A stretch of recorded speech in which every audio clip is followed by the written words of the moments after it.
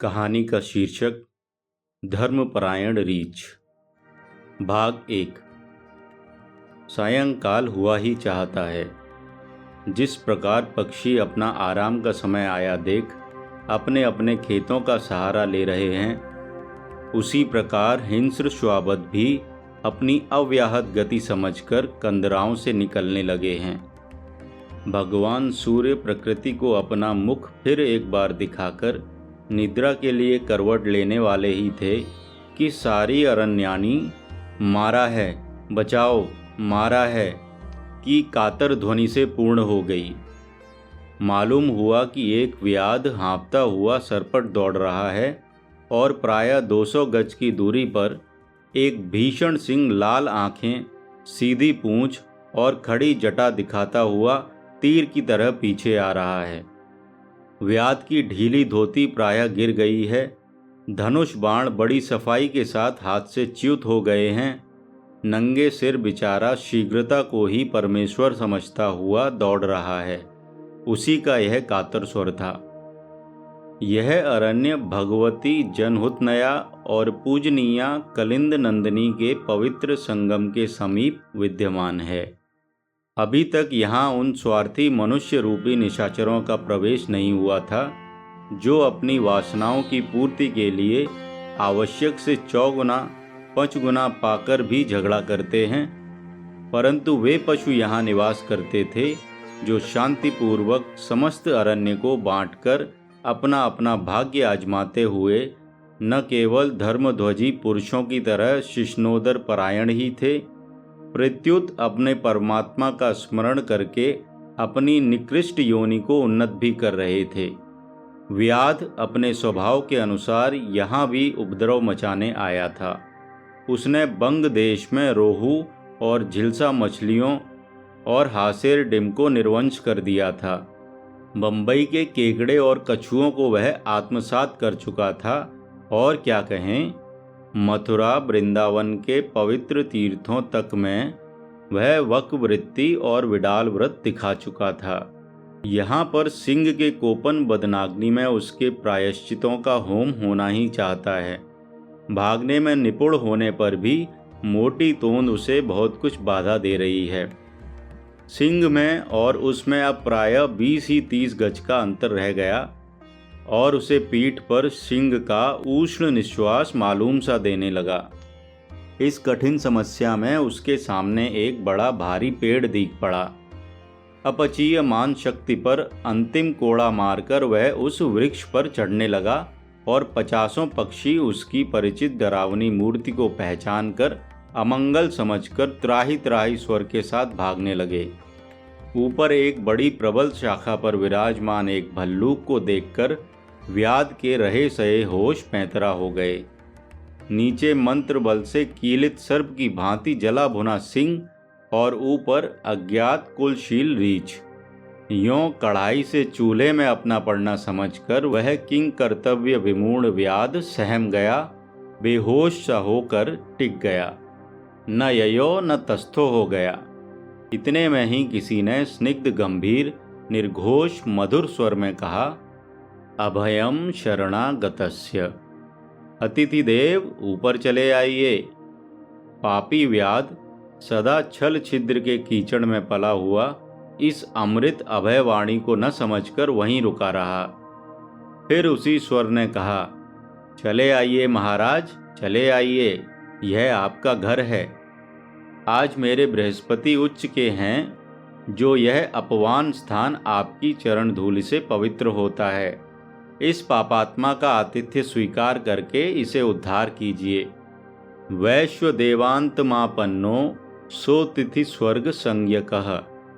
पधारिए, यह विष्टर लीजिए, यह पाद्य, यह अर्घ्य, यह मधुपर्क।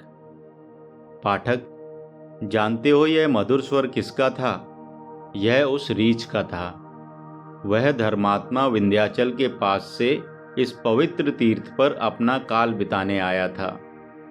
उस धर्म प्राण धर्मैक जीवन से वंश शत्रु व्याध को हाथ पकड़कर उसने अपने पास बैठाया, उसके चरणों की धूल मस्तक से लगाई और उसके लिए कोमल पत्तों का बिछौना कर दिया। विस्मित व्याध भी कुछ आश्वस्त हुआ। नीचे से सिंह बोला, रीछ, यह काम तुमने ठीक नहीं किया। आज इस आतताई का काम तमाम कर लेने दो। अपना अरण्य निष्कंटक हो जाएगा। हम लोगों में परस्पर का शिकार न छूने का कानून है। तुम क्यों समाज नियम तोड़ते हो? याद रखो, तुम इसे आज रखकर कल दुख पाओगे, पछताओगे। यह दुष्ट जिस पत्तल में खाता है उसी में छिद्र करता है। इसे नीचे फेंक दो। रीछ बोला, बस मेरे अतिथि परमात्मा की निंदा मत करो। चल दो, यह मेरा स्वर्ग है। इसके पीछे चाहे मेरे प्राण जाएं। वह मेरी शरण में आया है, इसे मैं नहीं छोड़ सकता। कोई किसी को धोखा या दुख नहीं दे सकता। जो देता है वह कर्म ही देता है। अपनी करनी सबको भोगनी ही पड़ती है। मैं फिर कहे देता हूँ, तुम पछताओगे। यह कहकर सिंह अपना नख काटते हुए दुम दबाए चल दिया। भाग 2। प्रायः पहर भर रात जा चुकी है। रीछ अपने दिन भर के भूखे प्यासे अतिथि के लिए, सूर्योढ़ अतिथि के लिए कंदमूल फल लेने गया है, परंतु व्याध को चैन कहाँ।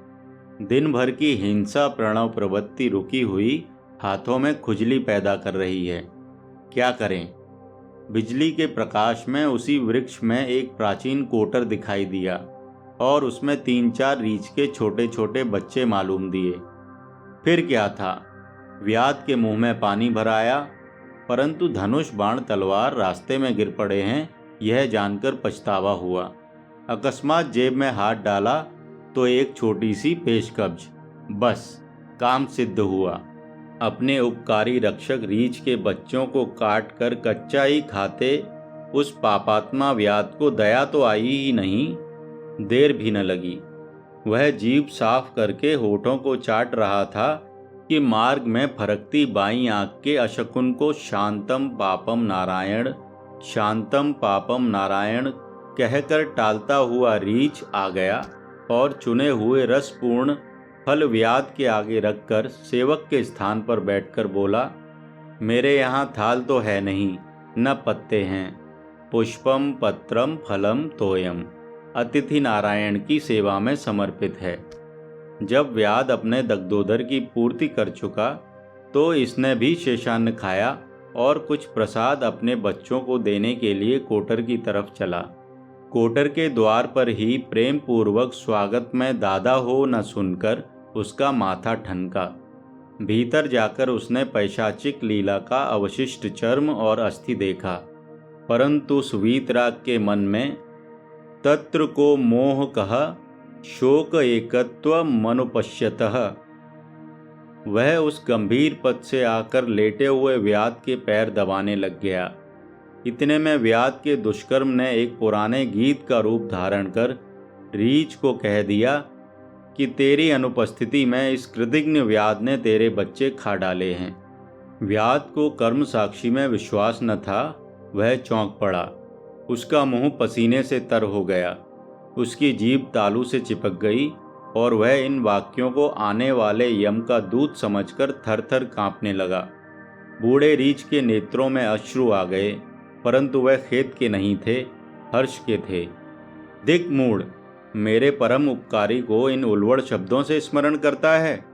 फिर व्याध से कहा, महाराज, धन्य भाग्य उन बच्चों के जो पाप में जन्मे और पाप में बढ़े, परंतु आज आपकी अशनाया निवृत्ति के पुण्य के भागी हुए। न मालूम किन नीचाति नीच कर्मों से उनने यह पशु योनि पाई थी, न मालूम उनने इस गर्हित योनि में रहकर कितने पाप कर्म और करने थे। धन्य मेरे भाग्य, आज वे स्वर्ग द्वारम उपानिर्तम में पहुँच गए। हे कुलतारण, आप कुछ भी इस बात की चिंता न कीजिए। आपने मेरे सप्तावरे सप्त पूर्वे तरा दिए। जिसे मद नहीं और मोह नहीं, वह रीछ व्याध का संवाहन करके संसार यात्रा के अनुसार सो गया, परंतु उसने अपना निर्भीक स्थान व्याध को दे दिया था और स्वयं वह 2 शाखाओं पर आलंबित था। चिकने घड़े पर जल की तरह पापात्मा व्याध पर यह धर्माचरण और तज्जन्य शांति प्रभाव नहीं डाल सके। वह तारे गिनता जागता रहा और उसके कातर नेत्रों से निद्रा भी डरकर भाग गई। इतने में मटर गश्त करते वही सिंह आ पहुँचे और मौका देखकर व्याध से यूँ बोले, व्याध, मैं वन का राजा हूँ, मेरा फरमान यहाँ पर सब चलता है। कल से तू यहाँ निष्कंठ रूप से शिकार करना, परंतु मेरी आज्ञा न मानने वाले इस रीछ को नीचे फेंक दे। पाठक, आप जानते हैं कि व्याध ने इस यत्न पर क्या किया। रीछ के सब उपकारों को भूलकर उस आशा मुग्ध ने उसको धक्का दे ही तो दिया। आयु शेष से, पुण्य बल से, धर्म की महिमा से उस रीछ का स्वदेशी कोट एक टहनी में अटक गया और वह जागकर सहारा लेकर ऊपर चढ़ाया। सिंह ने अट्टहास करके कहा, देखो रीछ, अपने अतिथि चक्रवर्ती का प्रसाद देखो, इस अपने स्वर्ग, अपने अमृत को देखो। मैंने तुम्हें सायंकाल क्या कहा था, अब भी उस नीच को नीचे फेंक दो। रीछ बोला, इसमें इनने क्या किया? निद्रा की असावधानता में मैं ही पैर चूक गया, नीचे गिरने लगा। तू अपना मायाजाल यहाँ न फैला, चला जा। रीछ उस गंभीर निर्भीक भाव से सो गया। उसको परमेश्वर की प्रीति के स्वप्न आने लगे, और व्याध को कैसे मिश्र स्वप्न आए, यह हमारे रसज्ञ पाठक जान ही लेंगे। नहीं कल्याणकृत कश्चित दुर्गति तात गच्छति। भाग 3। ब्रह्म मुहूर्त में उठकर रीछ ने अलग व्याध को जगाया और कहा, महाराज, मुझे स्नान के लिए त्रिवेणी जाना है और फिर लोक यात्रा के लिए फिरना है। मेरे साथ चलिए, मैं आपको इस कांतार से बाहर निकालने का मार्ग बतला दूं। परंतु आप उदास क्यों हैं? क्या आपके आतिथ्य में कोई कमी रह गई? क्या मुझसे कोई कसूर हुआ? व्याध बात काटकर बोला, नहीं, मेरा ध्यान घर की तरफ गया था। मेरे पर अन्न वस्त्र के लिए धर्मपत्नी और बहुत से बालक निर्भर हैं। मैंने सुख से खाया और सोया, परंतु वे बेचारे शुद्ध श्याम कंठ कल के भूखे हैं, उनके लिए कुछ पाथेय नहीं मिला। रीछ ने हाथ जोड़कर कहा, नाथ, आज आपकी छुरिका त्रिवेणी में यह देह स्नान करके स्वर्ग को जाना चाहता है। यदि इस दुर्मांस से माता और भाई तृप्त हों और इस जरद चर्म से उनकी जूतियां बने, तो आप तत्सदज्ञ करें। धन्य भाग्य आज यह जन्म संसिद्ध आपके बदनाग्नि में परागति को पावे। व्याध ने बर्छी उठाकर रीछ के हृदय में झोंक दी। प्रसन्न वदन रीछ ऋतुपर्ण की तरह बोला, शिरा मुखे स्यंदत एव रक्तंद्यापि देहे मम मांसमस्ति। उस उदार महामान्य के आगे कर्ण का यह वाक्य क्या चीज था? कियदिदमधिकं में यद्द्विजावार्थ यित्रे कवच मर्मणीयं कुंडले चार्पयामि अकरुणं वकृत्य द्राक कृपाणेन तिर्यग वहलरुधिरिधारं मौलिमा वेदयामि। भाग 4। सारा अरण्य स्वर्गीय प्रकाश और सुगंध से खिल रहा है। अनागतवाद का मधुर स्वर कानों को पवित्र कर रही है। उसी वृक्ष के सहारे एक दिव्य विमान खड़ा है और परात पर भगवान नारायण स्वयं रीछ को अपने चरण कमल में ले जाने को आए हैं। भगवान मृत्युंजय भी अपनी चंद्रकलाओं से उस शरीर को आप्यायित कर रहे हैं। देवांगनाएं उसकी सेवा करने को और इंद्रादिक उसकी चरण धूलि लेने को दौड़े आ रहे हैं।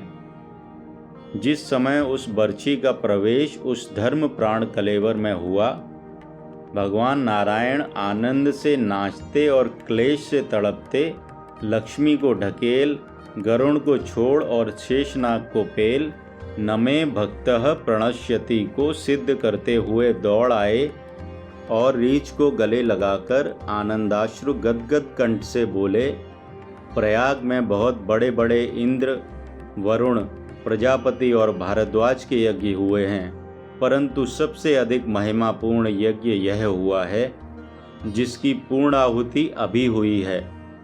मेरे ऋक्ष, मेरे साथ चलो, और हे नराधम, तू अपने नीच कर्मों। ऋक्ष ने भगवान के चरण पकड़कर कहा, नाथ, यदि मेरा चावल भर भी पुण्य है तो इस पुरुष रत्न को बैकुंठ ले जाइए। इसके कर्म का फल भोगने को मैं घोराति घोर नरक में जाने को तैयार हूँ। भगवान विस्मित होकर बोले, यह क्या, लोक संग्रह को उत्पन्न करते हो? ऋक्ष हाथ जोड़कर बोला, पापानां व शुभानां व वधार्हाणां थापि वा कार्यं करुणमार्येण न कश्चित् पराध्यति। भक्त का आग्रह माना गया। भगवान, व्याध और ऋक्ष एक ही विमान में बैकुंठ गए। भारतवासियों, यह तुम्हारे ही महाभारत की कथा है, परंतु अब पुराणों की भक्ति कहने ही की रह गई। पुराणों को सिवाय वीक्षम रंतम मनश्चक्रे के और किस वासना से पढ़ता है।